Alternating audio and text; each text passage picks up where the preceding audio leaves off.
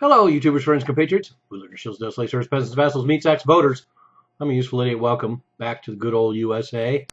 And Jeb Bush. And I brought up Jeb Bush in this last video about being, of course, being beaten with a bloody stump by Trump.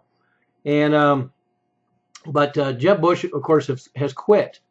And this is old news. This is a couple days old, but I wanted to comment on it because it's really amazing that somebody like Jeb Bush, just because he has the right brand, the Bush family, how does he get into politics? I mean, the guy is a flatliner, a milquetoast, about as exciting as a dead fucking amoeba, and um, and yet he has a political career and actually can rise up and run for president. And for him to become governor of Florida is one thing. I mean, half the state probably doesn't even speak English, and the other half has Alzheimer's. So he can get elected in a state like Florida. No offense to Florida. Florida is a fine, fine state. But Jeb Bush, I mean, really. So he quits. He's only a couple states in, and he's already up to his eyeballs in $100 million spent trying to market the unmarketable.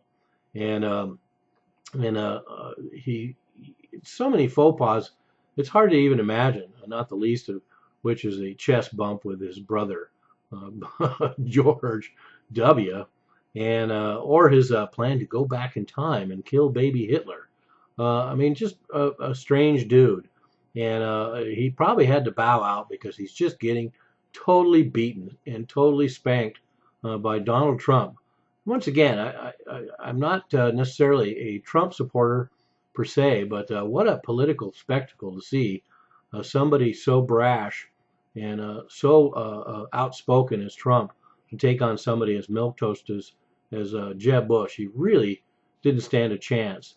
And poor Jeb, right at the end, he has to drag out his brother George W., who's really a persona non grata still, and then ends up opening up this 9/11 can of worms. So just a pathetic campaign, a pathetic candidate all along, and then to finish it off with a hug with Lindsey Graham when he announces he's bowing out. I mean, that just seems like poetic justice.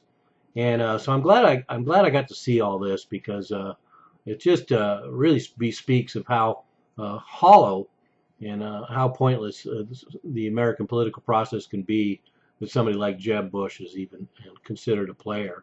But one thing I want to add to this, though, is hats off to the GOP. I applaud the GOP base for rejecting the George Bush legacy and kind of owning up to the 8 years of Bush that nobody liked.